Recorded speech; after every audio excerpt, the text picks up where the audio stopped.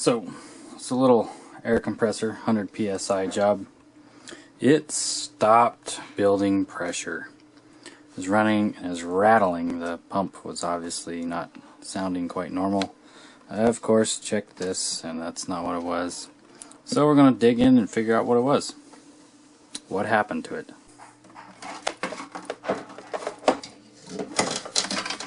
Take this hose off, get it out of my way. Okay, let's see what size we have here. Looks like a 3/16 Allen. Do the job.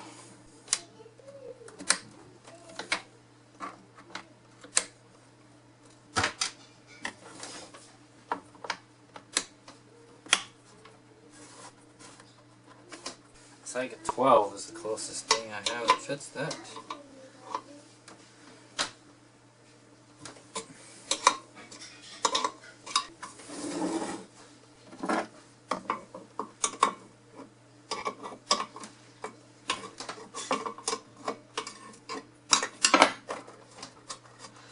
So I went ahead and unscrewed that. Now this should come off.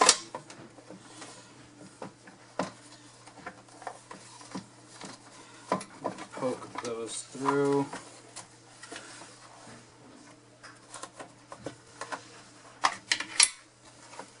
And the switch is still connected.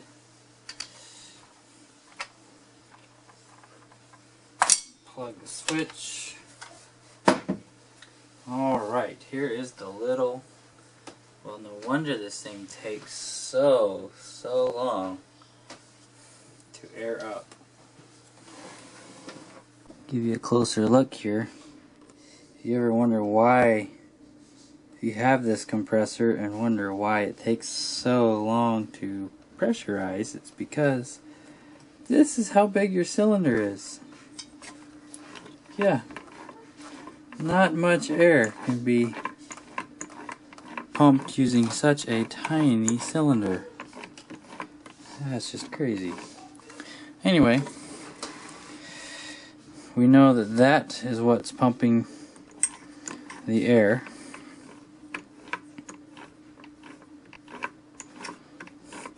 So it's got to be something in between here and there that's leaking. Let's take a look.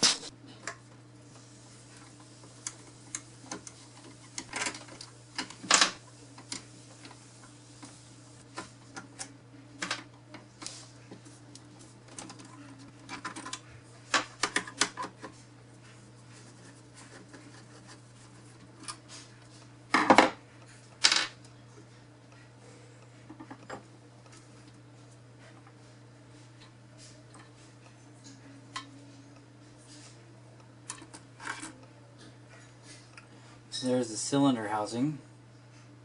Alright, so as you can see, this gasket here just blew out. It's like a nylon or some type of nylon gasket, and where it blew out you can see it started scraping the side of the piston right there.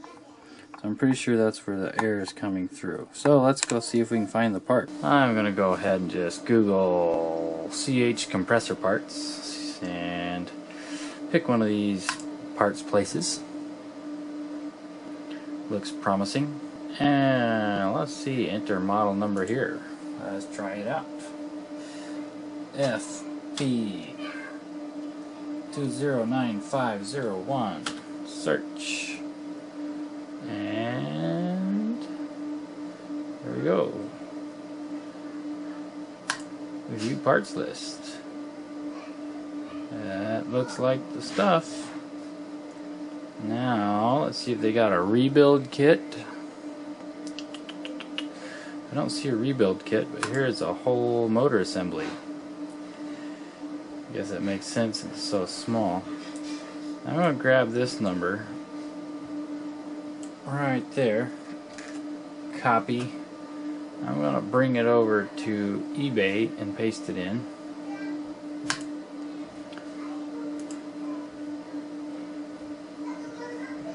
And this is what comes up on eBay. So as you see, it's $28 cheaper. And it's a guy that's got a bunch of them, and he's already sold 253. Looks like everyone's happy.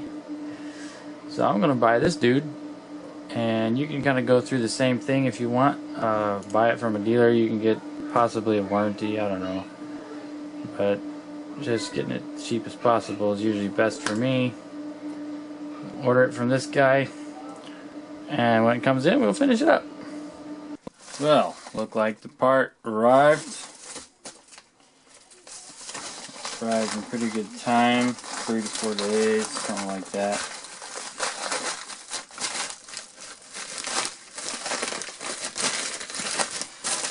Make sure we got what we wanted. Let's see here. Well, that part looks to be the same. That part, yep, everything's the same. We just gotta unmount that and put this in its place.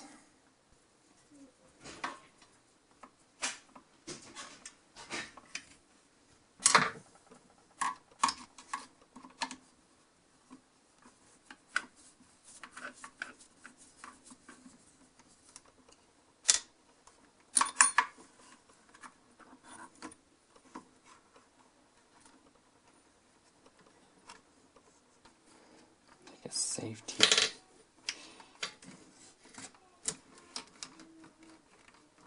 switch there.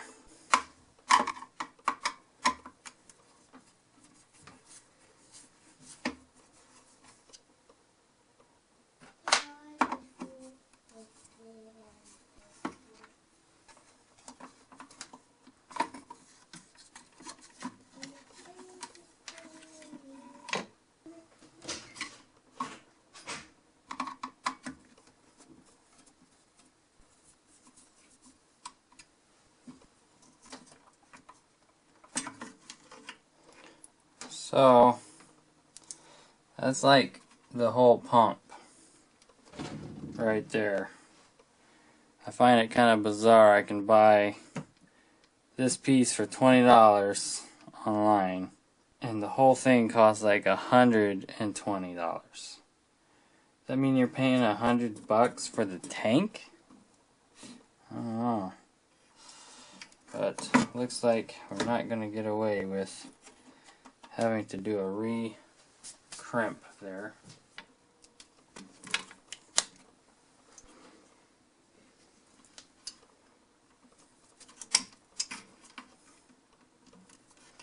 Sometimes this works.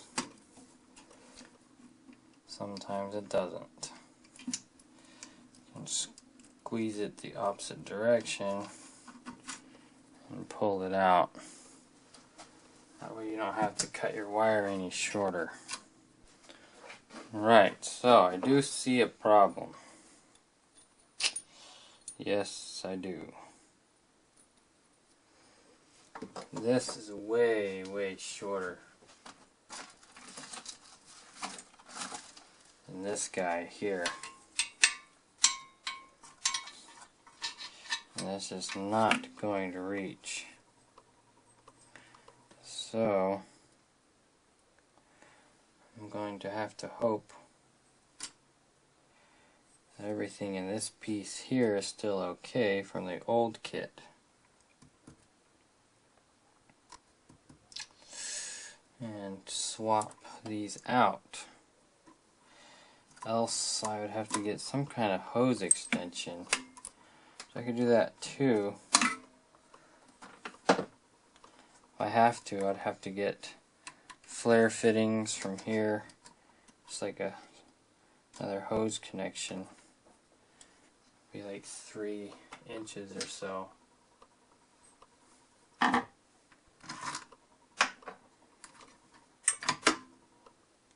can definitely tell the new cylinder's got a good seal all the way around. So I'm going to go gently clean this real quick and come back, because this all is crimped on and that has to be a part of that.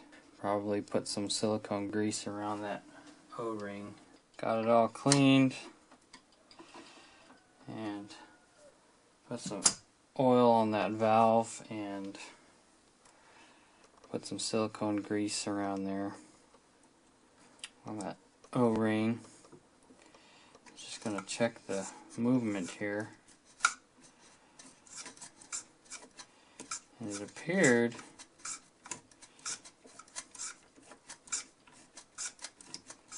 there's a catch right there. I think it's because this gear got damaged, which isn't a great thing. I'm going to have to get this chip out of this gear, keep it from clattering.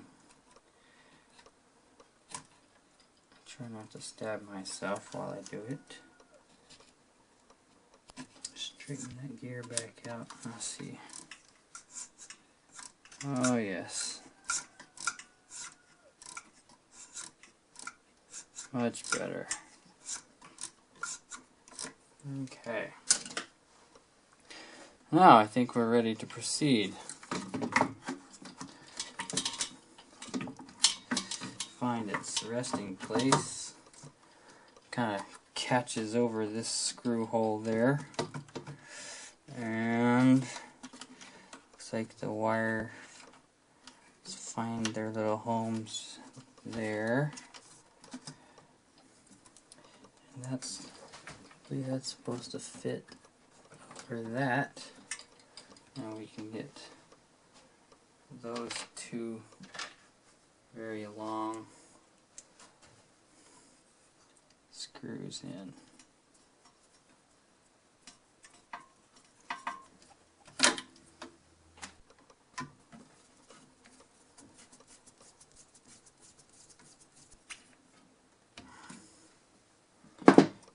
There we go.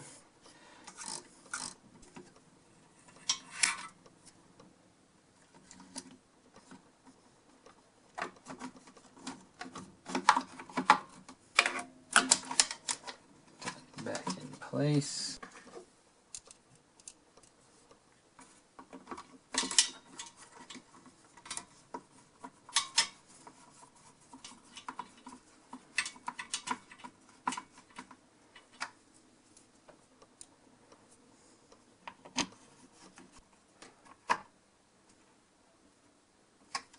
Before I get anything else in my way, I think I'll go ahead and wire this together.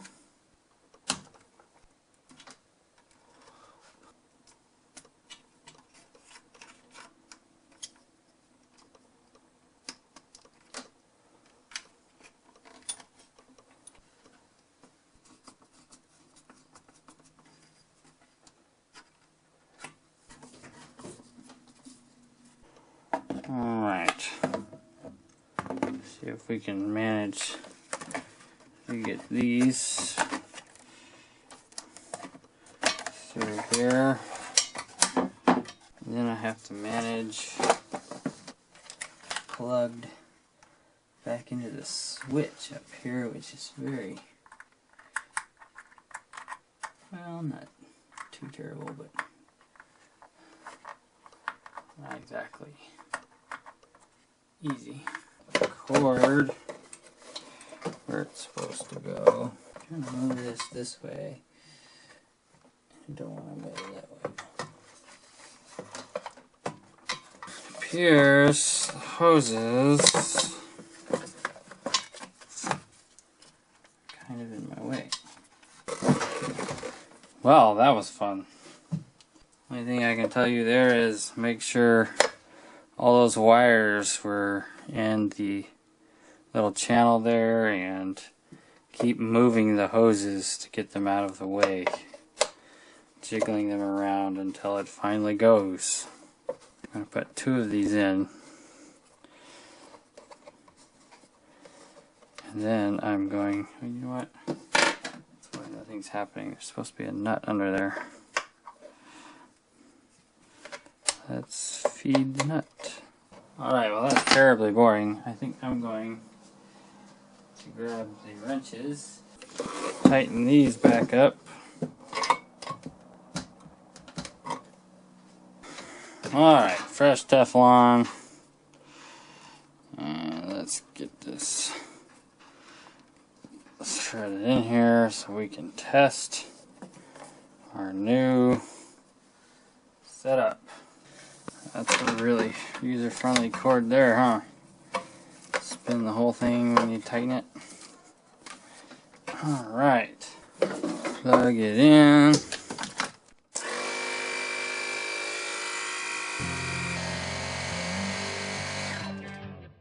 Well, it's just as loud as it always has been. Got up to 100. Good to go. Yay!